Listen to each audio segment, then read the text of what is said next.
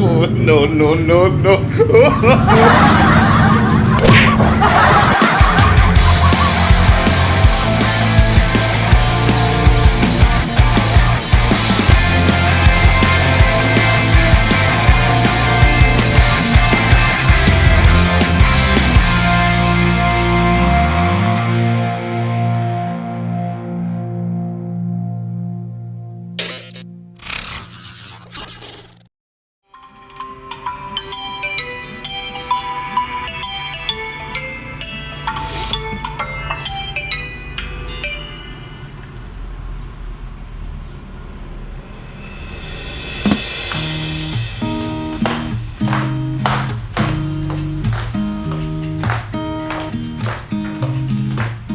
There's a new day that will come again tomorrow.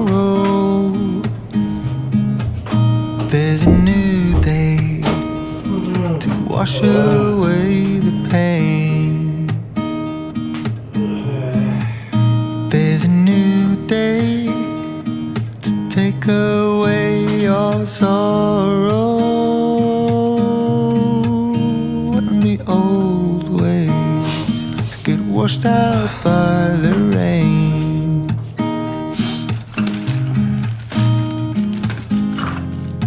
Darling, you've got to keep holding on through the night, 'cause I promise you this: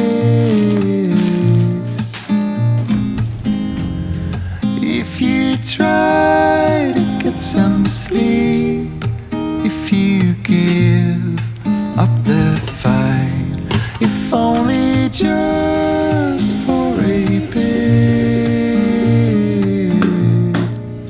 there's a new day to leave behind your troubles.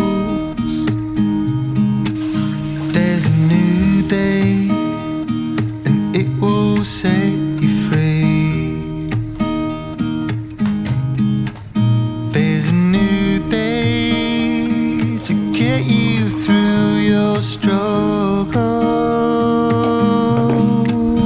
I will always think of you and me.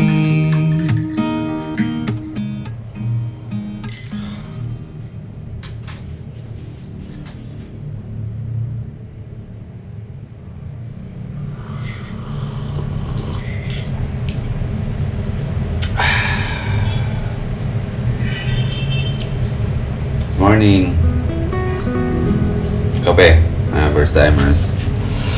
Today ay magsisimula ang day in the life ni Boy First Time. Tulad ng dati, masusubaybayan niyo ulit yung buhay ko kung ano yung ginagawa ko sa araw-araw.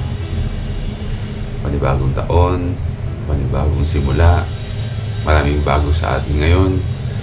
Ito yung araw na malalaman nyo kung bakit ako 2 weeks na hindi nag-upload, kung ano inaasikaso ko.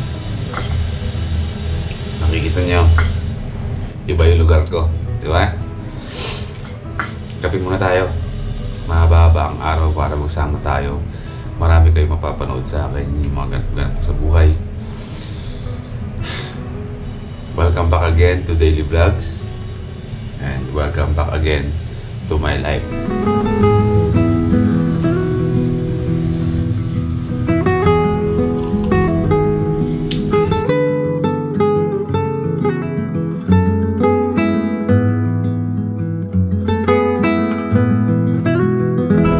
As early as 7:21, kapagsaing na ako. Kakape na ako, pero nagising ako alas 6.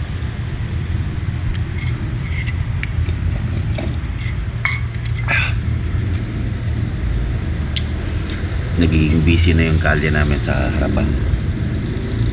Hindi tulad nung dati, kahit tanghaling tapat na, walang dumadaang sasakyan. Pero ngayon, habang pataas ng pataas yung araw, paingay ng paingay yung kalye.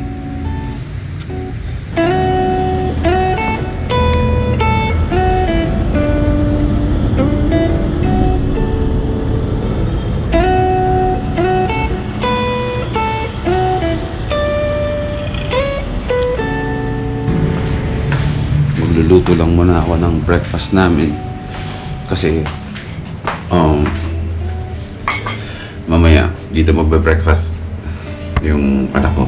Siyempre, breakfast namin lahat dito. Ibang lugar na to. Wala na ako sa bahay. May panibago na kaming tirahan, dagdag na tirahan kung saan bahay na tinitirahan na yung baba ay andun na yung hanap buhay natin. Nakalipat na ang first time mo sa mas malaking lugar. Medyo nakakapanibago kasi syempre mahabang panahon na kasama mo yung pamilya mo na natutulog. Pagising mo, nakita mo yung anak mo. Pero ngayon, iba na. Siyempre, nagbabago yung level ng buhay.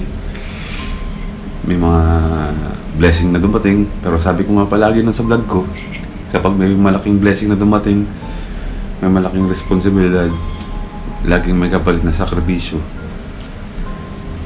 Kaya mahirap man, pero kakayaanin, titiisin na medyo malayo ako sa anak ko. Malapit lang naman, 6 kilometers away. Pero syempre, yung thought ba na matutulog siyang wala na ako sa tabi niya kasi kailangan gawin ng daddy niya para magtrabaho. Para din naman sa kanya yun. Para sa kanila yun. Para yun sa pamilya namin to. Kaya titiisin yung lungkot kahit nakapanibago. Hindi ako masyadong nakatulog kasi namamahay ako. Ito yung unang gabi. Ito yung unang araw na tinirahan na namin itong commercial building na to na kung saan tayo lumipat. Mamaya, pagkatapos ko magluto, mga bandang 9 AM, dadating na yung anak ko, tsaka yung ate Sharon niya. Kasi tumutulong siya dito magtrabaho.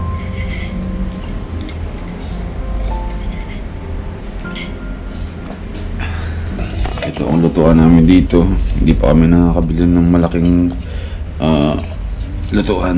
Pero wala naman palang laman yung tangke. Kagabi, hinakot ko yung mga gamit ko. Yung mga pang-camping ko. Pinagdadala ko. Para pansamantala, dito muna magluluto. So magluluto tayo ng breakfast natin. Wala pa kaming rep dito. Bibili pa kami. Siguro mga next month na kami bibili ng rep. Kasi sobrang dami ng nagastos namin. Ang laki para lumipat dito sa bagong space. So parang tama na muna, preno muna kasi naghahanap buhay tayo. Hindi pa pwedeng labas-labas lahat ng budget. So kahit kaya naman bumili ng rep sana, siguro hindi naman baka dito ilagay. Kasi tis-tis muna isang buwan. Next month tayo bibili din. Since daily vlogs naman tayo, di ultimong pagbili ng rep. Sama ko yun. Gusto niyo ba yun? Ha? So sa maliit na kalan muna tayo ngayon magluluto.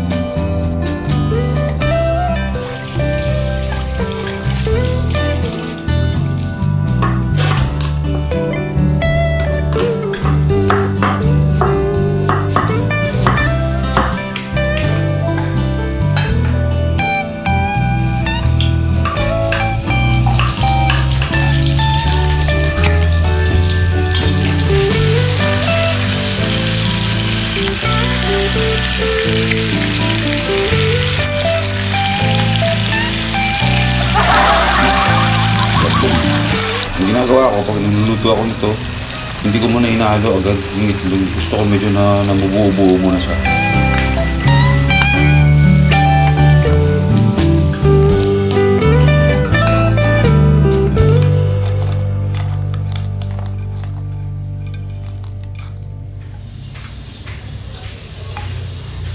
Mahal, gising na! Gising na! 8:30 na! Rise and shine, first time moto! Welcome to First Time Moto Main! Ito yung pinakabago natin na nilipatan. Laki no? Parang mall. Ayan, 8:30 na ng umaga mga first timers. Si Madam Pricha, ginising ko na sa taas. At syempre, hindi na tulad ng dati na tanghali na kami nagigising ang kwarto namin. Itong place na to, ay up and down na to. Kung makikita nyo, ongoing pa rin yung process ng paggawa ng shop na to. Para nasa 85% na. Kasi may mga ibang mga hooks pa dyan, may mga brand na ilaw pa dyan na ilalagay na nagdiningning sa gabi. At habang lumilipas yung mga good morning. Good morning. Kamusta tulog? Sarap. Sarap. Wala nagparamdam? Wala. Wala, no? Ikaw lang naman yung nagparamdam kagabi. Loko? Sira ulo ko. Baliw. Wala pa nga 5 minutes, hilik-hilik ka na eh. Oh, magkape ka na oh. Pangalawang kape ko na yan. Ayan. May mga dapat gawin pa dito sa shop natin. Malaki talaga siya. Ang taas ng ceiling. Di ba? Nakikita nyo? Meron pang ano yan. Taas kung saan andun yung stock room. And then sa dulo, may CR pang isa. At merong kwarto. Ito pa yung mga dapat ayusin dyan. May mga nakaabang na mga butas dyan para sa mga hooks. Ayan, dito yung mga oils and KYB shocks dahil ambassador na tayo soon ng KYB shocks. Ayan, aga ko nanonood na nagluluto. Tapos ayan yung mga helmets natin. Butas pa rin yan. May mga nakaabang dyan. At dito may ilalagay pa dito. Dyan may Geely na umiilaw. Dito may Geely na umiilaw. Pangalan ng mga brands natin, Immortal Bugs, J3D at DC Monorack. Ayan! Ayun oh. Si Boy P oh. Nakakailang lipat na yan oh. Drawing ng regalo sa atin. Yung silver play button natin. Oh! Ang aga! Ang aga niya! Good morning! Nandito na yung anak ko. Good morning. Hi, good morning. Ayan, tumutulong niya dito eh. Ayan yung kapatid ko. Good morning! Yan yung mga alaga namin na, ayan, kapag may tao dito, ay andun lang yun sa loob. Mayroon silang sarili nilang parang pahingahan dun. Sa mga nakapampers yan, na, si Tuwat. Tapos si Uno, ayan na si Uno, malaki na. Oh, tour ko kayo dito sa taas. Oy! Oh. Laki no? Yan, dito na ngayon yung mga stocks namin. Yan. So yung baba, puro store na yon. Walang imbak. Kung anong meron lang doon ay yung mga pipikapin lang ng mga resellers, dealers, ganyan. Ayan, nasa second floor tayo. Nandito yung mga gamit ko sa pagbablog. Dinala ko dyan. Dito mga gears natin. May radyo dito para kapag may nagpipick up ng mga dealers sa order nila ay hindi na kami nagsisigawan dahil hindi kami magkarinigan. Kaya nito siya na para tumulong araw-araw. Hi. Tapos ayan, ito yung mga stocks natin, medyo paubos na. Puno-puno yan ng mga nakarang araw. Ngayon nagsisimula na namang magsimula na pumick up ang mga dealers natin, CR sa dulo at yung kwarto na tinutulugan namin. Welcome to the new first time moto.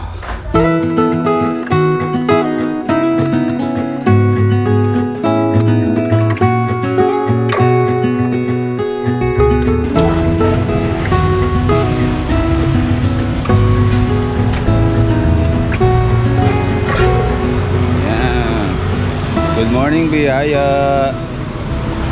Yan yung labas namin ngayon. Tapos, yung dating first time moto na signage sa Santa Rita, nilipat dito kaso pinutol eh. Kasi hindi magkasya. So medyo awkward. So nagpagawa kami ng isang malaking Geely dito. Kakabit yan soon bago mag-celebrate tayo ng first year anniversary. So ito yung air blade natin. Ito yung gamit ko sa araw-araw. Pinapasok ko to dito sa loob ng shop kapag natutulog kami. Kasi syempre, MacArthur Highway ito, eh medyo mahirap pagtiwala mag-iwan dito ng motor. Kahit ilak pa. Kaya pinapasok ko yun. Itong air blade na to ang ginagamit ko sa araw-araw. As in yung pang araw-araw ko, yung pang daily routine ko ba. Eh, maaga may pick up tayo. Kabubukas lang natin. May magpipick up. Siguro lahat mula dito hanggang dito. Sa kanya. Do you recall when we were young? Running from all things at once without thinking twice. And I knew it would catch up and that we would be the ones left behind. Dami no? The stories I've been told, they never seem to leave. Lahat ng mga boxes na to papunta Iloilo. Parang 13 boxes yata, other boxes. Giro helmet na malakas. Gotta stay here for some time.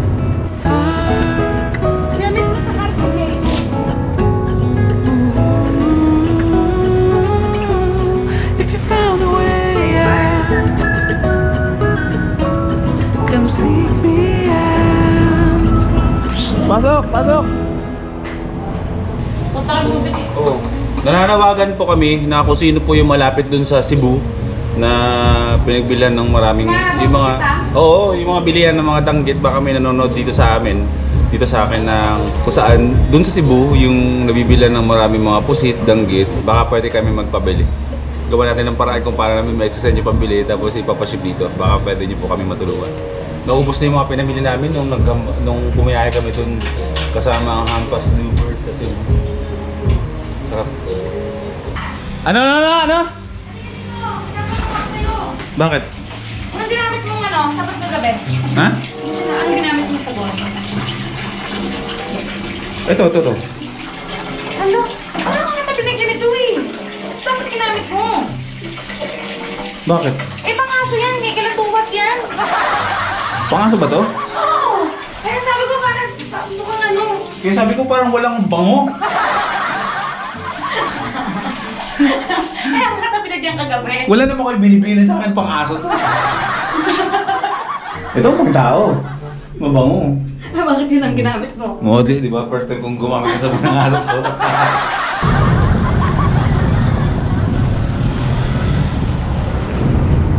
Mamalengke tayo. Ganito lang naman ang buhay namin dito. In 2 weeks time, no, na parang, nagpas na yata tayo yung 2 weeks na nagtrabaho dyan, mahal, no? So parang ngayon pala tayo magluluto ng mga, parang nagpa-practice, parang nagbabahay-bahayan tuloy kami. Ngayon pupunta tayo ng palengke kasi dito, maganda yung pwesto na to eh. MacArthur Highway. Ay ko! Diyos ko! Ba't pa ganyan ako lagi, no? Lagi ako natitisod lagi sa mga vlogs ko, no? Dito kasi MacArthur Highway, kasi national highway talaga yan. Merong Shell, merong McDonald's, may mga bodega, lahat ng mga hardware sa paligid. Pure Gold, may DB Mall, DB Mart. Parang nandito lahat eh, dito sa lugar na to eh. Tapos meron pa ditong Unitop. Meron favorite ko na Siomai House na ayaw niya. Tapos dyan meron 7-Eleven and then merong palengke. So walking distance na ang palengke.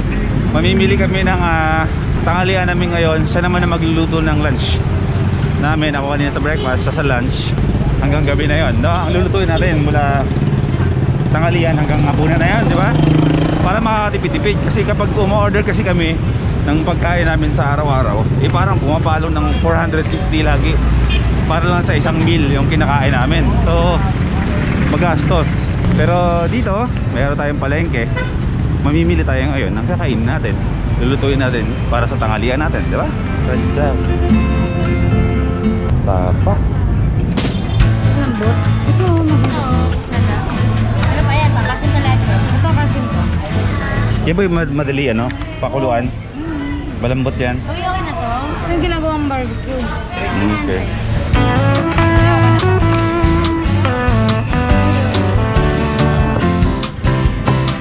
Magkano po dito sa Petsay? 10. Maliit lang yung lutuan natin. Magkakasya ba yan dun? Okay, nakabala. Sige. No.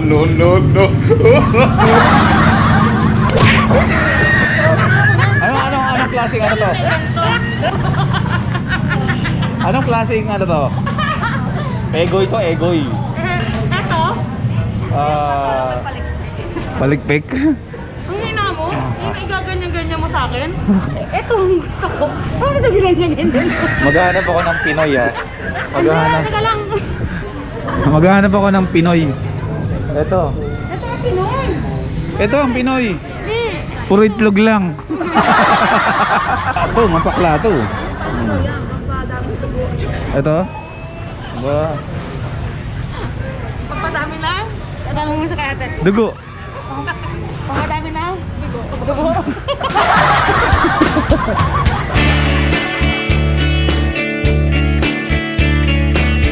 Ganda no, parang nagbabahay-bahayan tayo dito. Bibili tayo ng magandang lutuan, di ba? Ano ba itong luto mo? Kaya ka na naman ah. Oo nga. Ang galaga ito. Kala ko sa silbi.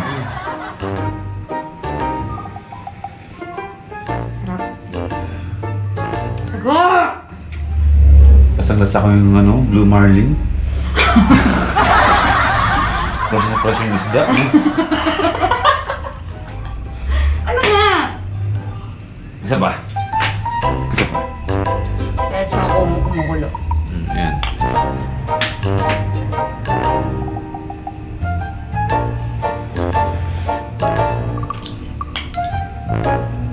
Ayun ako.